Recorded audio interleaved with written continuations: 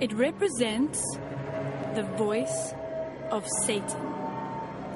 Or does it? It's all about burning churches and promoting anti-Christian values. Or is it? This is black metal.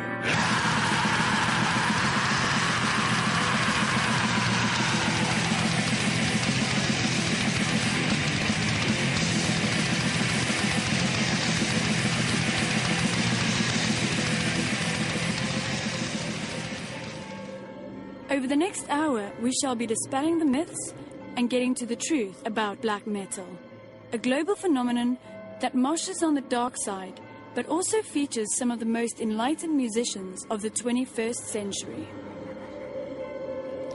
We start at the beginning, with the very birth of metal itself, in the late 1960s, in the cradle of extremity, Birmingham, England. This is where a bluesy, streetwise band called Earth momentously changed their name to Black Sabbath, and a legend began. It's here that Ozzy, Tony Iommi, Geezer Butler, and Bill Ward, inspired by horror movies and tales of the supernatural, forged a style that was heavy in every sense. Never more so than on the anthem which bears their name. The lyrics for this were written by bassist Butler, the man who could be regarded as the godfather of black metal. But if Sabbath were the musical forerunners of the genre, then it was another British band from the Midlands who immersed themselves in the culture of Satan. From Leicester, Black Widow even consulted Alexander's, a notorious witch of the day, for advice on their stage show, which was based on a black mass. Listen to me. If you want to know about black magic, all you bands that are pretending out there, this is the one album you have to have. Sacrifice. Well, Black Widow was very famous for doing a black magic act, which was very theatrical. We were the first band to do it. We were actually the first band, I believe, to touch black magic. There was a band called Coven in the States, but they didn't have the influence that Black Widow did. Come to the Sabbat, come to the Sabbat, Satan's there. The story was all about Astarte, the Lady Astarte, who's the demon goddess of love and sex. Come to the Sabbat, come to the Sabbat, Satan's there. Lady Astarte would come into the show about halfway through. We would have this big seduction ceremony where she's trying to seduce me out of the circle, I'm trying to seduce her into the magic circle. All hell breaks loose. She gets all her clothes ripped off, they fight, she has a whip, she whips Kip, the whip becomes part of Kip then, and we go into the sacrifice. Satan, help me! Sacrifice! We go through the sacrificial scene, which is a long 20-minute piece of music, which is very powerful, very big piece of music. It's the last track on the album, of the Sacrifice album, Black Widow. It was the first album we did. The Lady Astarte is, at the end of the show, is sacrificed. The sacrificial sword would come down, and that would be the end of the show. We would be gone. I think we kind of believed it to a degree. It's very true. The actual storyline and the rituals that we did were very true to the real, or as they put in the occult books. And so we did it as a serious study, if you like. There was a show that springs to mind in Ilkeston, and they actually brought the local priest or bishop of the area, to oversee the gig, because they were all worried about the occult. For the first year anyway, we were followed around a lot by the press and the media of the time. I mean, we're talking the early 70s, so it's not like it is now. You know, I mean, it's totally crazy now. But then, had it been now, God, I mean, I can't imagine what the publicity would have been like. Shocking. The audience was fantastic in 1970. Nowadays, nothing shocks. Black Widow was pretty shocking at the time, simply because nobody had done it before. I guess today it wouldn't really mean anything. It certainly wouldn't mean so much to me. The shock was in the fact that the girl was naked, but it was also in the fact that we were doing a story. Come to the Sabbat, come to the Sabbat, sing, sing. Come to the Sabbat, come to the Sabbat, sing, sing. Now, I'm a million miles from the occult, personally, because I've since been involved in music publishing. I now promote and look after bands, artists and songwriters, basically. It's something I haven't really pursued myself, because I've gone into other things, I've got other interests. But it fascinates me that, and I'm quite pleased that Black Widow did have an influence on a lot of young bands. I would say I was very much a spiritualist. I'm certainly not a Christian. I think they can be very evil people. Yeah, well, these two guys here, they're playing a game, as you can see. We quite like the garden to have a evil, different element about it. And it's also wonderful if burglars decide to hop over the wall, they'll be frightened to death. In the fish pond, you'll find there's a huge fish here, the black one. That's Satan. He's not particularly friendly at all if he were to fall in there. I doubt if he'd come out. It was unfortunate that we were actually forced to drop the black magic. Our manager was frightened that we couldn't get into the States if we continued doing the black magic. Also, our manager wasn't really bothered because he also had Black Sabbath, who were taking off. I found that Black Sabbath took a lot of our publicity when they weren't actually into black magic. They denied it all the while, but that's fine. I don't hold that against them. They do acknowledge that we were the black magic band, but as they very cleverly said once, they're the band that sells albums. So we've touched on the outskirts of the village of the damned. Now it's time to enter unhallowed ground. By 1982, black metal had formed substance and had been baptized, thanks to a trio from the northeast of England called Venom. With names taken from demonism and mythology, Cronus, Mantas and Abaddon left nobody in any doubt as to their alliance on their debut album in 1981. Welcome to Hell, it was called. Definitely music with blackened arteries. Ladies and gentlemen, from the very depths of hell, Newcastle.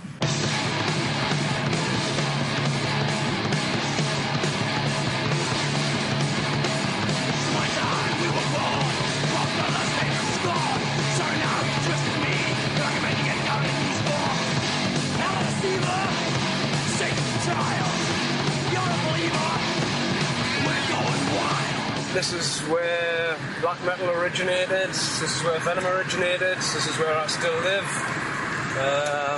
Some bits are nice, some bits are shit. And today it's shit because it's pissing down with rain. It's an industrial town. I mean, it's the same as when I've read things with Priest and Sabbath, you know. It's the whole northern industrial thing. The sort of hard life, the tough upbringing type of thing, you know. The aggressive nature that the north seems to be tainted with, if you like. And what else would you write about living here? You know, couldn't write all this aggressive music and sing about loving flowers because there's not many loving flowers around in Newcastle. If you look back in the day at the early Venom songs, it never was strictly about the devil and all this kind of stuff. I mean, we had songs about sex, we had songs about drugs, you know, we had songs about serial killers, all that kind of stuff. So basically it was all the sort of darker elements of life, if you like. A year later came a moment in history when Venom released a second record, Black Metal. Was this the first time an album title became a movement? There was never a record called punk or disco or heavy metal? Well, not until these styles were actually established. Obviously, if anybody wants to look back and see where the term came from, you just got to look at Venom's second album, Black Metal. there it is. It's there. It's irrefutable. It's black metal. There's a song on there called Black Metal, and the song itself, Black Metal, if you read the lyrics, it's actually about playing live. You know, and I think the lyrical content of Venom, I think myself and Kronos were more storytellers than trying to get some kind of dark, sinister message across. And I've always said that if people take any kind of message from anything that I write, lyrically or musically, then that's great. I've been questioned a lot, especially on the last album that I did, the last solo album, Zero Tolerance. There's a lot of sort of aggressive lyrics, I suppose, if you like. And people have said, what does this song mean? And my answer to that is always, what does it mean to you? I know what it means to me. You take your own meaning from it. Me personally, if I put a track on, whether it's Machine Head, Fear Factory, Rammstein, Priest, I'm not looking for any hidden meaning in it. You know, if I get something from it, great, right? But it might not be what the actual songwriter's put his heart and soul into. So way back in the day, you know, we're doing this interview with this guy, and we're basically turning around and saying, look, if this is what people are calling heavy metal today, you know, you had the likes of Journey and Foreigner and people like that all lumped into this category, long hair, guitar, heavy metal band. Okay, we turn around and says, if that's the case, then we've got absolutely nothing to do with that, you know. So media being media and press being press turned around and said, what are you? Everybody's got to pigeonhole everybody else, you know. So it was just a bang, there it is, black metal. That's what we are, you know.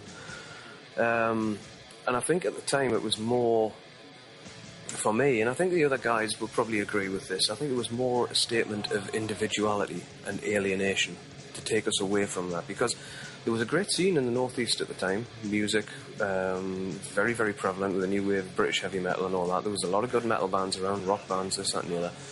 But we were the outcasts, you know, everybody fucking hated Venom, right? And it was basically because we just made this unholy fucking racket. They all hated us, but I think they all envied us in some way because we had what they didn't have at the time, and that was the success. We were going away and just doing it. So for us, the black metal thing just alienated us from the mainstream, if you like. Lay down your soul to the gods, rock and roll.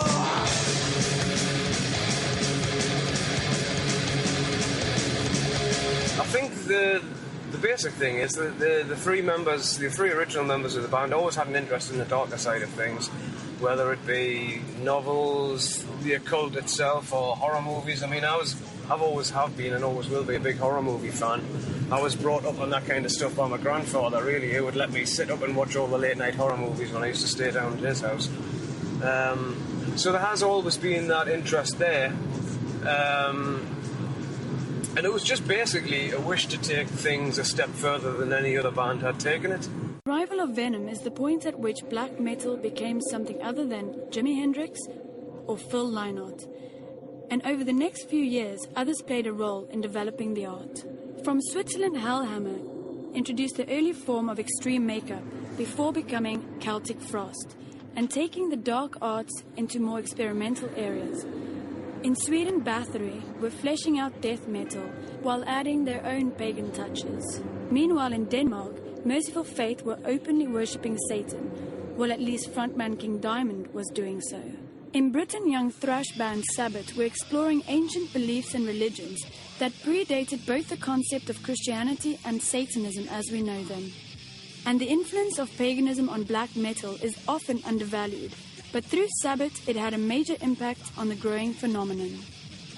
For me personally, I've been a lyricist. I consider myself a lyricist. I'm not much of a singer. I'm kind of a frontman, performer. People's poet. Yeah, the people's poet. But, you know, obviously lyrics are important for me, but if they're not for other people, music's a very personal thing. It's, you know, you can't force your opinions on other people. All I do with my lyrics is try and sort of point out, a point of view. Here's what I think. I try and speak in a sort of a rational and a level-headed way because obviously I don't want young people reading what I say and being led astray by it, really. Even the second Sabbat album that we did years ago, the first lyrics I did were kind of, say, half of them were satanic, weren't they? Some of them were written when I was at school. I actually wrote one song in the school library when I was about 15, I think. I think as a lyricist, I mean, the lyrics are primarily satanic or influenced by the occult in some way.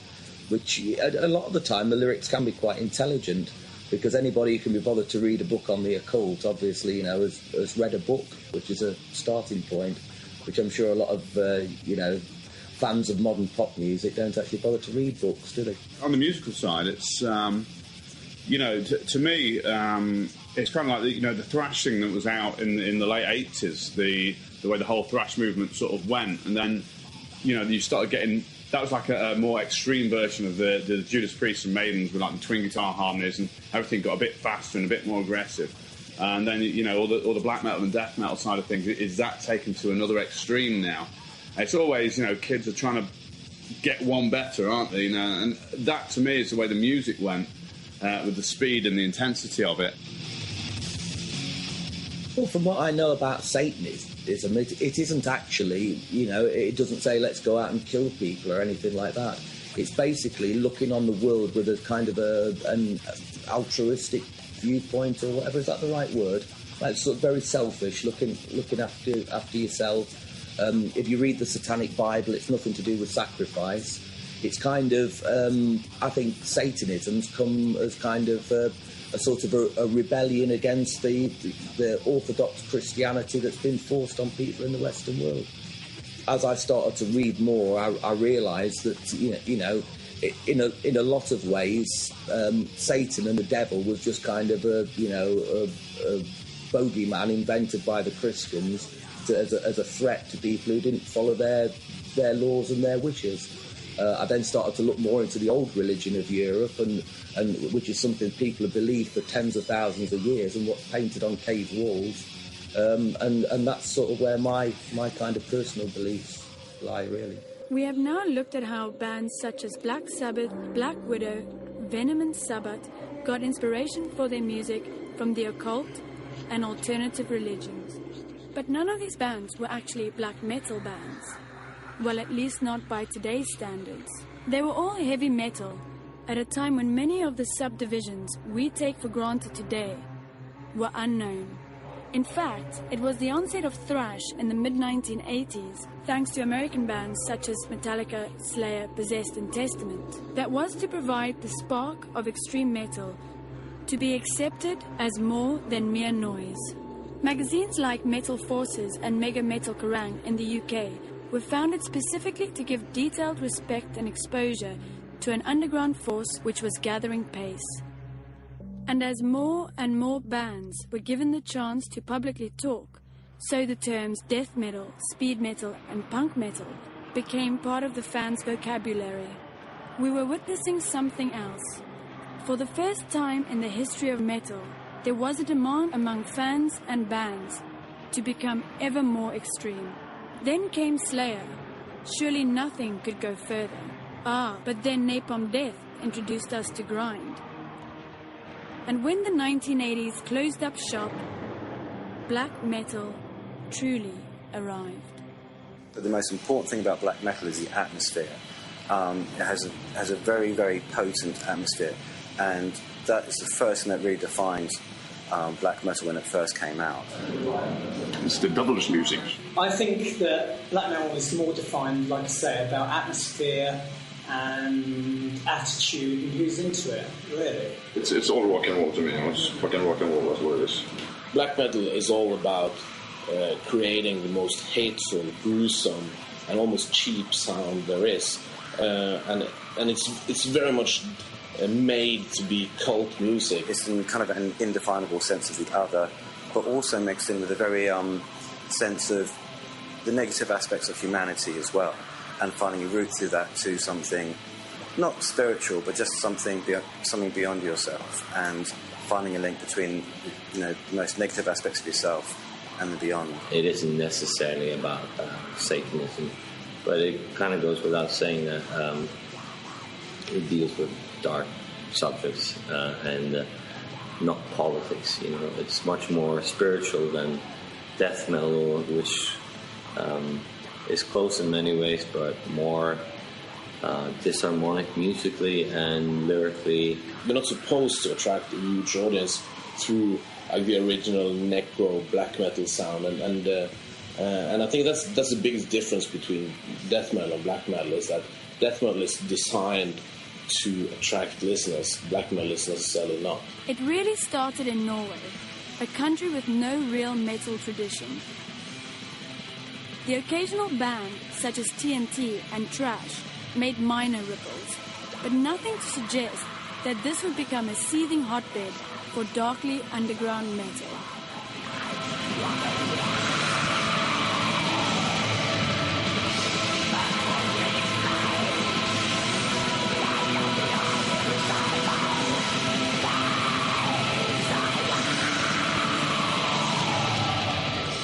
Maybe that's why this newly minted form of metal took root so well in the repressive soil of Norway. There was nothing to prevent those teenagers who were to form future landmark bands from stretching their imagination way beyond the confines of the music's heritage to date. So, meet Mayhem, Emperor, Burzum, and Darkthrone, each driven by a bloodlust that saw metal take to new depths. One which made what Venom achieved look anemic. Mayhem is very important. There are positives around Euronymous, who was the centre point for the black metal scene. They very much created the sound of black metal. Burzum are really important as well. Emperor, one of the most important black metal bands ever. Again, they brought something very much new to black metal. They brought a new level of musicianship, but even though Mayhem were fantastic musicians as well, and they brought a very strong sense of grandeur to black metal that redefined it for a lot of people. And another very important band is Darkthrone. Darkthrone had this real fuck you attitude, and they really represented a really strong DIY aspect to black metal that was just no production, two guys banging away, but almost autistically repetitive, but so much atmosphere in it. None of these bands were virtuosos. Well, at least not when they began. But their enthusiasm and sheer dedication to loud riffs played in a blur finally gave black metal its creed and credence.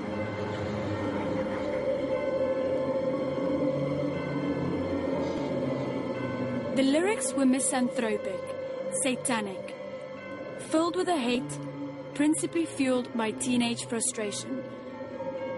And they wore what's now known as corpse paint, which gave it all a ready identity.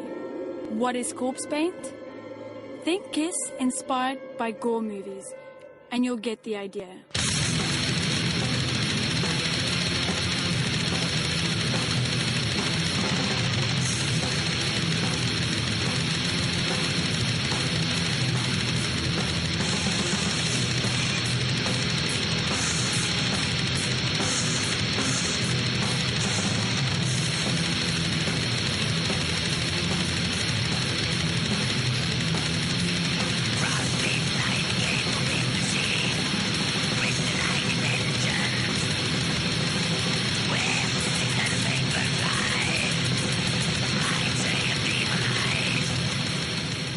The black metal thing is image.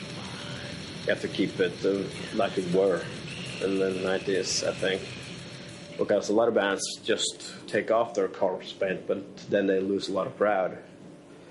And a lot of people think it's also stupid to wear the corpse paint, and it's how it was, so...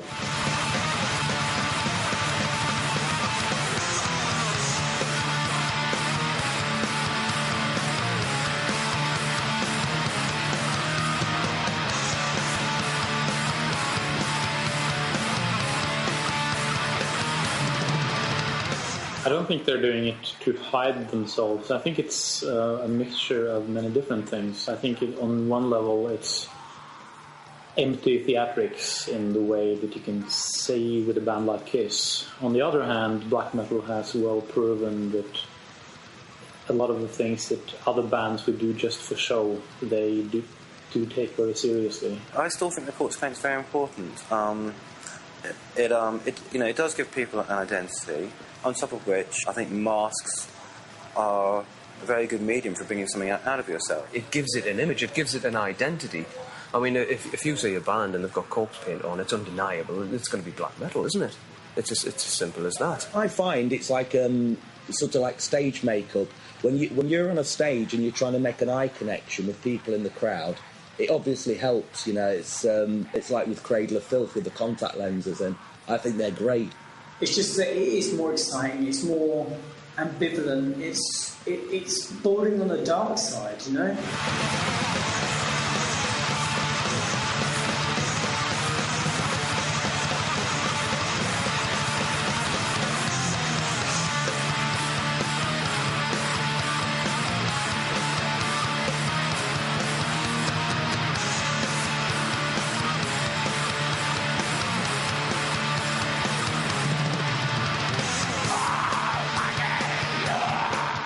We were in the forest, middle of the night, and we were making torches, just like to get the old school style. Of course, we hated it. It was 20 below Celsius, and there still was some guys running out cross-country skiing with the headlights, and they got pretty scared when we jumped out of the forest.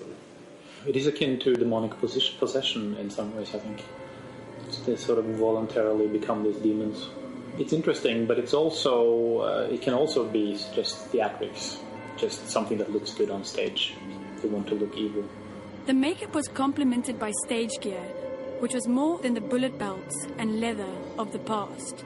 For the young black metal musician, massively spiked wristbands were crucial, as was encouraging the violent behavior of a crowd as young as those on stage. To the outside world, this was antisocial. To those within the genre, black metal represented belonging. A haven for those ridiculed by everyone else as misfits. Not to put too fine a point on it, young kids got into the lifestyle of black metal. It was and is a lifestyle, because it gave them identity. A purpose denied them by a community at large that failed to recognize their needs and potential. The center for much of the growing black metal community in Norway was a record shop in Oslo called Hell. Well, that's the English translation. It was owned by Øystein Arseth, the guitarist who founded Mayhem in 1983. His stage name was Euronymous, inspired by a Hellhammer song. By the end of the 80s, this man was arguably the most important figure in black metal. It seemed that the Norwegian scene, musicians and fans alike, looked to him for guidance. Euronymous had by then taken on a strong anti-Christian stance, reflected in his blasphemous approach to songs. He also had his own label, Death Like Silence, which was to give Mayhem, Enslaved and Burzum their first exposure. The label had but one intent: to promote bands that were openly evil. There was sadly a sinister side to all of this. An outbreak of arson attacks on churches in Norway was linked to Euronymous and his disciples, the self-styled Inner Circle. They eagerly claimed responsibility for these attacks, insisting these were being done to try and rid Norway of its unwanted Christian influence and to re-establish the Old Norse religions. They were burning churches. They burnt, I think, was it 42 churches that were burnt in 92 and 93. And there was some aftermath also, because the Norwegian media just misinterpreted the whole situation. And if that had happened now, I think you would have a comparison with Al Qaeda and all that stuff. You would, the media and the community would place the so-called Satanist and black metal environment together with the terrorists. So the repercussions would be bad. You know, that's one of the powerful things about black metal, is it has a mythology and it has a birth mythology, and I think that's very important, and it's something that bands refer back to, as much as they want to get beyond it and not be purely defined by the church burnings and you know, people who choose musicians, people who choose as people. It's still something that is a constant reference point for black metal. Not that there needs to be constantly burning churches, but those are very much its birth throes, and that's really it's like the Big Bang, that everything that is black metal now came out of. In 1991, things became even more shocking when Mayhem frontman Dead committed suicide. There were reports that Euronymous photographed the body for the sleeve of the Mayhem album Dawn of the Black Hearts. Other myths grew, such as Dead's brain was boiled in a stew and eaten by Euronymous, who also made necklaces out of his skull. Many of these outrageous rumors might have been started by the band themselves to further their already shocking reputation. Euronymous was killed by Burzum frontman Varg Vikernes, then known as Count Krishna, while Emperor drummer Faust was convicted of murdering a homosexual. Copycat acts from supposedly like-minded people in other parts of the world threatened to derail the movement. If it hadn't been for that PR kind of stunt, it wouldn't have been as big as now. Not by far. It's a big business. It's actually the most exported music from Norway. The way it was angled was probably the most pitiful thing, you know. Actually, a lot by press in the UK. And it turned out to be not the kind of well-organized, brutal gangs that were scheming around the table with occultism and hailing for Satan. Which church you want us to burn this time? It's just a bunch of kids, misunderstood kids. They wanted to grow in their position in with the gangs, with the people. I wouldn't expect anything else from Norwegian tabloids. You know, we all know what they, over in Norway, we all know what they stand for, you know, and we know what to expect from them. But I think also, you know, metal press here had, well, to me it seemed like they didn't see it for what it was. Young, determined people that were going to go places. That was the essence. The media really destroyed the whole thing. The Norwegian media just went off limits, and they had to face pretty heavy criticism after. Well, I completely understand the tabloid aspect of it, and I understand the tabloids as well, because this was a crime story that had everything. It was friends turning on each other. They were young kids. They were outside of society. They had everything that it's brutal, and it's almost sadistic, and it's really, really weird. But it also has kind of a romantic feel to it. I mean, like you see the media covering Hells Angels and Bandidos and people like that. They cover them in the same way because there's so many aspects to it that has an appeal to people, and especially to the readers, because it has the whole outlaw memento to it. The death of Euronymous and the imprisonment of Vikernes and Faust seemed to end the controversy of that generation. In 1994, Emperor made the momentous decision to ditch the corpse paint completely and to become more recognized for their music rather than image and sensational headlines. That year, the band's album, In the Nightside Eclipse, became a turning point, not only for Emperor, but for black metal in general. At last, the nightmare of the 90s was being blocked out by the recognition of genuine musical ability and relevance. The Norwegians had taken the occult influences of early heavy metal and shaped it into a new, extreme form of music, known as black metal. But was this having an impact on the rest of the world? The young bands who had helped to define black metal sound by the end of the 80s were growing up. It was also taking on board so many different surprising influences. Much of the best music was still coming from Scandinavia, but the Swedes and Finns were also taking a lead. Mythotin were to become Falkner. Moonsorrow, Marduk, Immortal, Satyricon, Ulver, In the Woods, Arcturus. These have been the bands to define the style that has seen Scandinavia propel black metal forward in the past several years. From folk tunes to battle metal to savage riffs and orchestration, these are all linked under black metal's umbrella. One that's more exciting and intense than ever. And the music has also attracted the attention of the mainstream. Britain's Cradle of Filth are probably the most commercially successful black metal band ever. Their albums regularly selling over 250,000 copies worldwide. They've been featured on terrestrial TV in the UK and are now regarded by many as having outgrown black metal. When we started, we were kind of lambasted by a few people. Emperor took us on tour.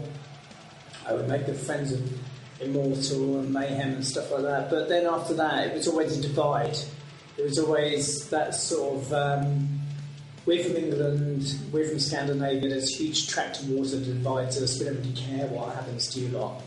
And that's the attitude we took, and we just sort of got about 8 times bigger than everybody else, and then they said, oh look, but you're sellouts because you're selling records. Well, you made us sell records, and you didn't want to take us under your wing, and this is what we did. We just went ahead and did our own thing, and if it sells, then it's not our problem. This is also true of Norway's Dimmu Borgir, part of that generation who grew up after the controversies of the early 90s.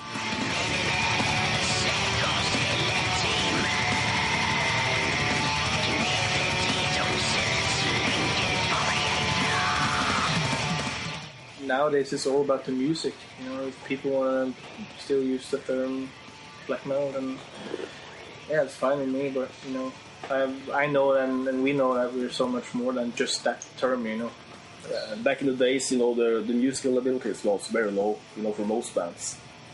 Not counting a few, but yeah. Today, you know, most people, you know, are excellent musicians, you know, doing their thing and doing very well. Their albums sell hundreds of thousands, with a style that also draws goth metal devotees.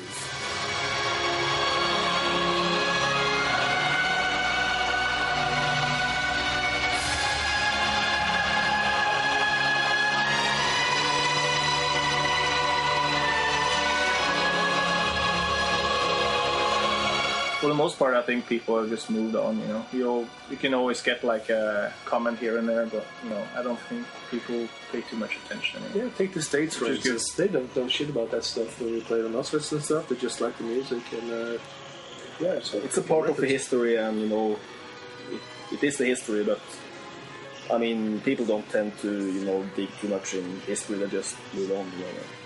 And that's the point of black metal in 2007.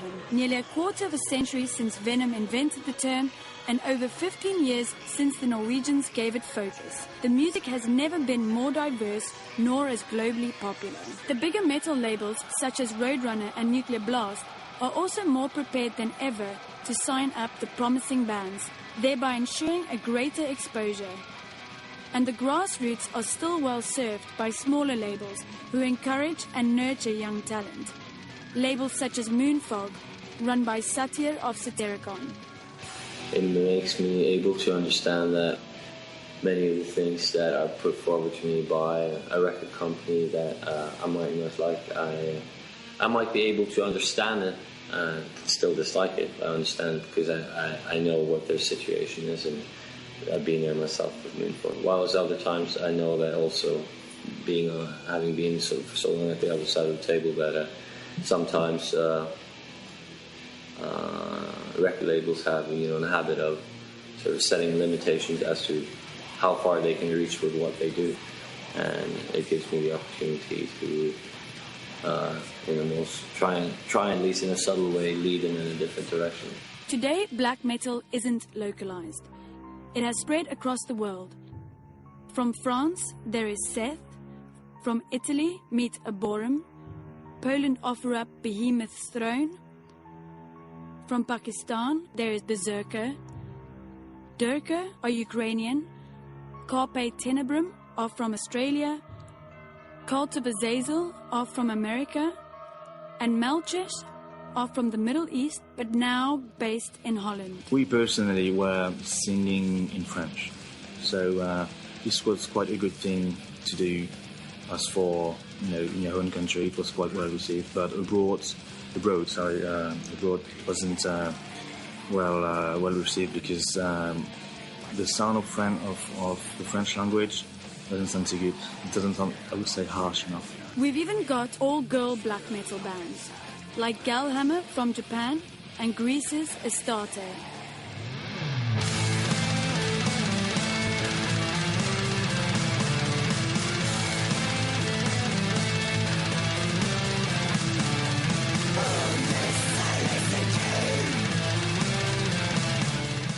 black metal is dominated by men, okay.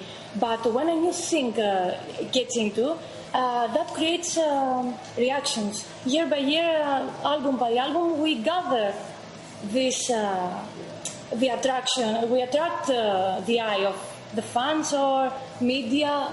They get used to the female element in black metal, and I think they like. Yes, I think that we are accepted not only as Astarte, but we see it's a worldwide phenomenon. It is more women into metal. The music industry has less invest here. Here in Greece, we cannot expand firstly inside Greece. So it's imagine how difficult it is to get out, to get known by other countries, by other people. It's very difficult to make a step outside when you have not the access to do the step in your country. There are now even Christian black metal bands.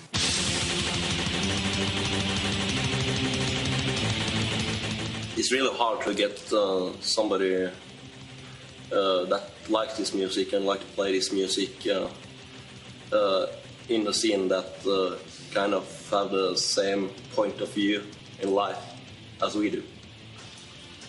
And what is the point of view? The Christian point of view. The lyrics is kind of based on how it is to be a human in this world and about nature, but all in the point of view that we have. The Christian point of view. Bit of a contradiction in terms, isn't it? What do? Build churches? Do they repair them? All the ones the satanic black metalers have burnt down, they go around and like rebuild them and give them a lick of paint. Yeah, I guess. I don't get how that works. You're documenting the Christian black metal aspect of this scene too, right? Yeah, that's not right. It's a contradiction term. So. Fuck's the hell about? It is simply not doable.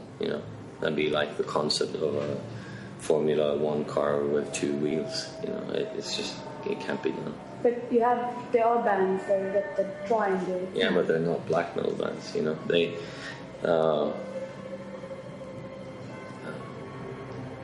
just two things that don't combine. It's absurd. We had a debate in our letters pages that went on for must have been 6 weeks about whether or not you can play Christian black metal, and all started from one review of one of our writers of a band called Drotner, who reviewed a Christian black metal band and just didn't know what to make of it, because he didn't know what to mark it, because it seemed to be anti everything black metal stands for. Now, for a lot of people, black metal, what it stands for is really, really important. And on one hand, how can you have a religion that talks about whose basic point is redemption? That's one of the most antithetical aspects to black metal there is. It's one of the most antithetical themes of black metal. Black metal is about your humanity. It's not about giving your humanity over to a god or a higher force. Maybe it's a communion with some forces, but it's still about the essence of yourself within. In every philosophical way, Christian black metal is an absolute contradiction in terms. Not that there haven't been Christian black metal bands, and maybe there's some aspects of Christianity, maybe it's sort of a more sort of Old Testament, hang 'em high kind of wrath that might actually find a parallel with black metal, in the way that, say, a non-black metal band, but say 16 Horsepower, they use Christianity, but they use a very Old Testament, old form of Christianity, which is very much about God's wrath. So they might find some parallels there. But the thing that makes black metal what it is the belief. And if you don't believe in what black metal stands for, then that's not going to come across in music, and that's why you just don't find any well-known Christian black metal bands, because they can't. What you need to believe in for black metal is not something that it, to my mind, is you can do that within Christianity. Christian black metal. That's funny. What is it actually? as a Christian guy into Satanism, because that's the beginning of black metal and was some kind of showing great Satan and all the dark things in life. Actually, I think the Satanism is kind of be yourself and do what you want. But the Christian guys, they got their rules by the Bible, and so they kind of go and search for the black thing, or know what they do. I'm not religious at all, so I really don't care. And if you think that's weird, you've not seen Britain's Akakoka, who play live in smart suits, satanic accountants no less, and meet England's reign of Erebus.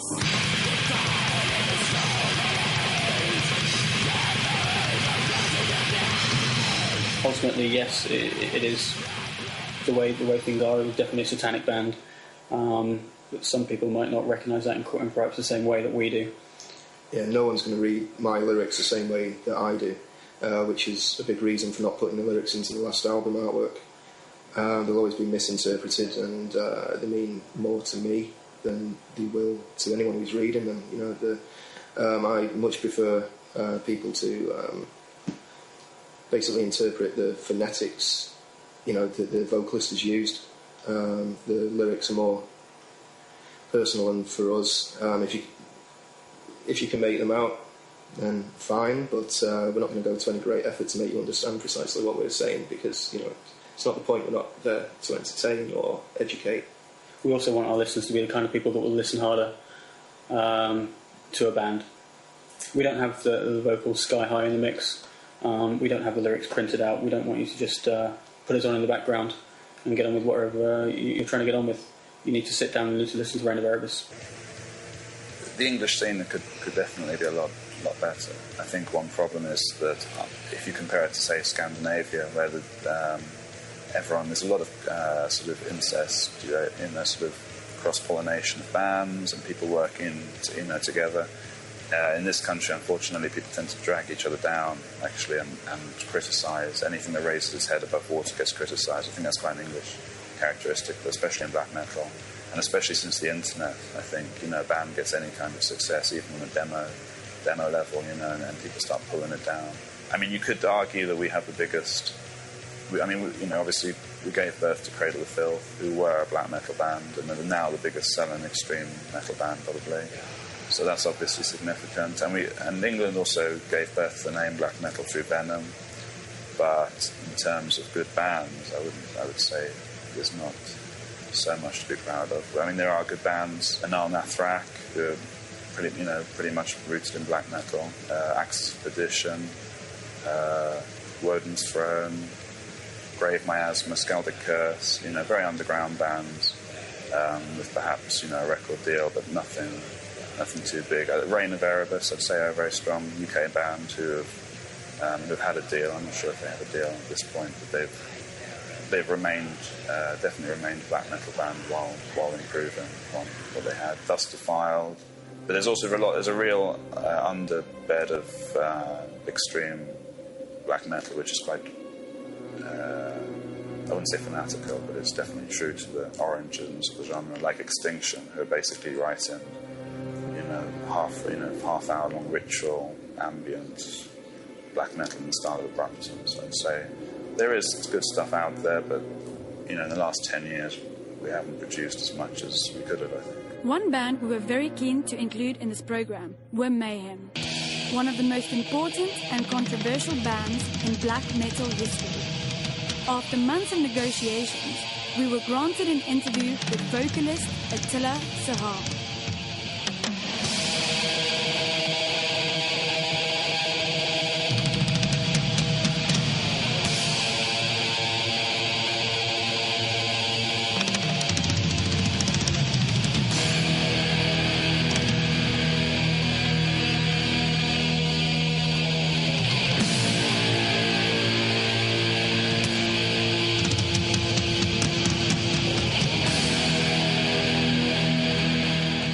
It's perfectly fits to Mayhem, this place.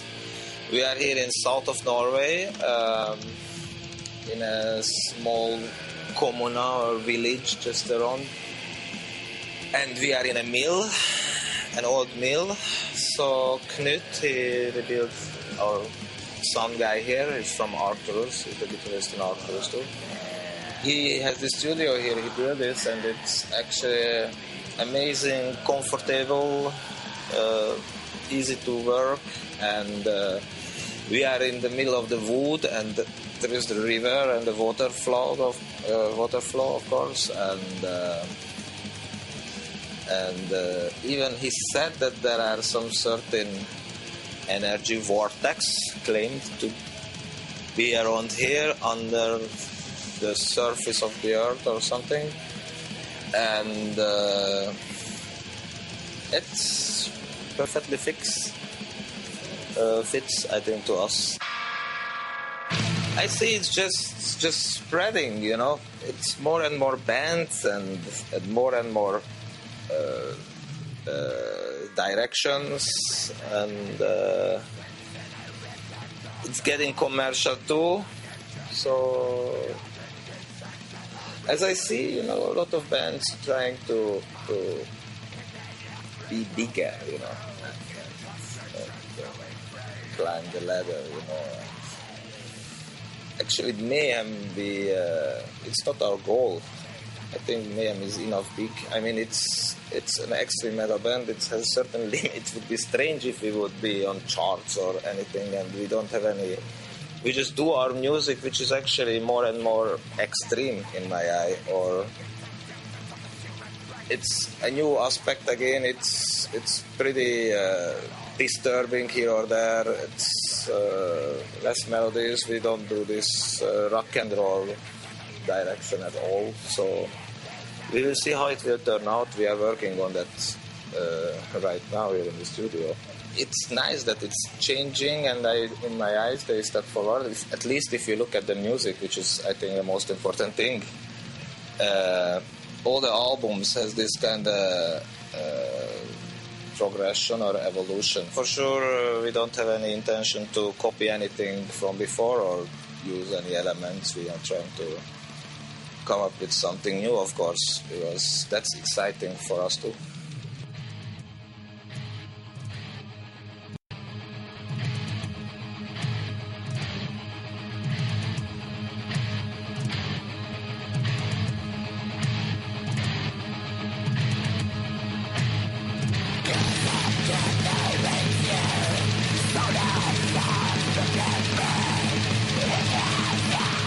If you live in nowhere, in Oslo, it's a really small town, and you hear all the stories and you read the newspapers and stuff.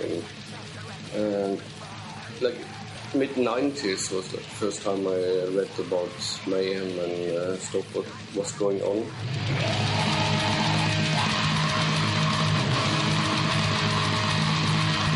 My booking man, he said like,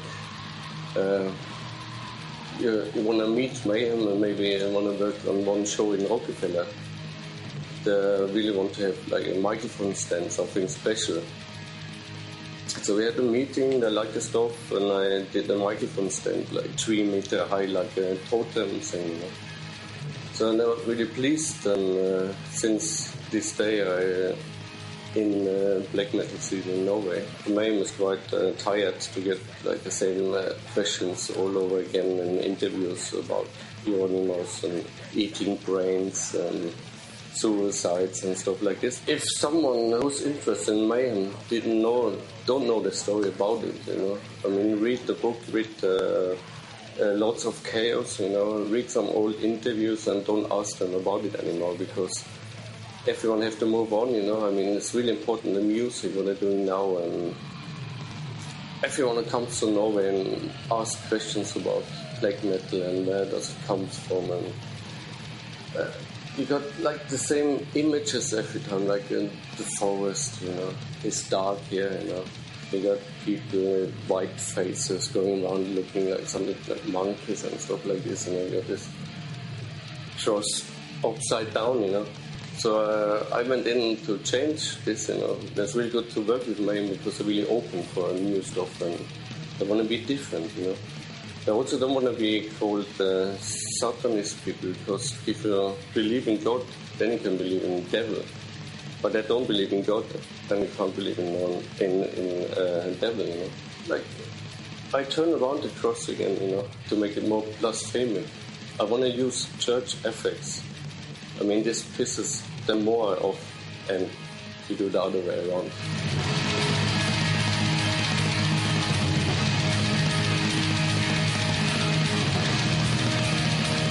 As teenagers in this scene, it was so exciting, it was so much fun, because it encapsulated everything that heavy metal was in the 80s, and just made it something bigger and bolder. And then people had to like start killing each other. It's a little bit like punk as well, but it just got too out of hand, and there's nothing fun in that, you know. To be fair, you might think that's really cool when you're like 21, but it's not that great really in the long run. You know, I'd rather have my life than seeing my children. And if people think that's weird in the black metal scene, then they just need to fucking grow up, do you know what I mean? There's a lot of good musicians in Norway. There's a huge number of musicians. And speaking for myself, I grew up way up north. And obviously I had neighbors, but the weather condition says that you can spend most of the time in winter inside, and it's dark all day for 2 months. So I was home practicing my guitar, and I think that's the situation for a lot of these people that plays in the bands. So it makes them very good. I think some of the best musicians in the metal business is based in Norway. And so you have a lot of musicians, obviously there's bands going on. And the black metal thing, I don't know, it's a bit, I think it's close to the Norwegian temper, or how do you say it? All of that too, yeah. There's a lot of things to write. There's a lot of inspiration you can take from the Norwegian history and all that, and just make it brutal.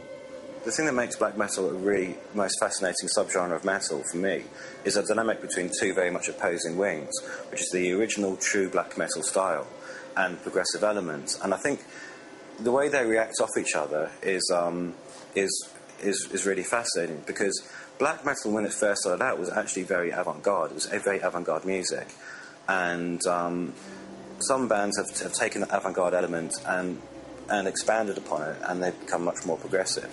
At the same time, you have bands like Watain, for instance, from Sweden, and Behexen from Finland, and 1349, a Norwegian band, who maybe react against the progressive elements of it and try to reclaim the true black metal style. And having something to react against actually gives them much more, makes them a bit more ferocious. And when you're reclaiming something, you do it with a bit more venom. And so I actually think that they both work very well together. The dynamic and the push and pull between the two wings of black metal is actually a very, very powerful dynamic that actually works very well. It keeps the original black metal alive, and it also expands on some of the aspects of black metal that were latent in it from the beginning anyway. It's difficult to say where black metal is going. It's probably like they're gonna split, gonna be more like this commercial thing going on, like they make music for the masses, but it's easy to listen to, and they're gonna use effects from old black metal. But on the other side is bands who are still going on this, like it's never gonna die, black metal. It's like punk music or techno, it's always gonna come up, always gonna be new bands and new stuff, and I hope old bands gonna find new ways doing it. I would definitely regard Satyricon as a black metal band. I think it's sad that, every time a metal fan likes a black metal record and finds it to be, a non-traditional record, they'd be like, oh, this is not black metal. This is just good metal. But why can't it be black metal? Black metal, as I said, is diverse and it can be so many things. And Satyricon has a very straightforward approach, like many of the bands during the 80s, but we're by no means a retro band, rather on the contrary. we look forward and feel that we're a modern band, but some of our, essential ideas as to, how we should sound are really simple and based on just having a few themes and a striking chorus. And that was the formula of Bathory and Venom during the 80s. But still, we don't try and sound like them. We don't look backwards. We look forward. But that makes a lot of people say, oh, they have this straightforward rock and roll kind of groovy, yet it's really dark. I mean, what is this? It doesn't sound like your epic, grandiose black metal thing. It has to be, what should we call this? But hey, to me, it captures black metal feeling. That's why it's black metal. It's defined by its feel. Satyricon thing is pretty cool, actually. It's the first band actually making the list in Norway with a black metal album, and they're getting songs played on the radio, and it's positive just to help other bands in the same genre to get out, not to hide in the basement. That's a lot of bands want to do, and Kill Himself was kind of popular in the 90s too. So come on then, what is black metal? It has as many definitions as it has bands. That's the beauty of the music we all love. It's come a long way, a very long way, since the days of Black Sabbath. Occasionally it's been a tough, almost suicidal journey, but right here, right now, it's the most innovative, inventive, and incandescent form of metal on the scene. And you know what the best thing is about the future of black metal? The fact that it has one.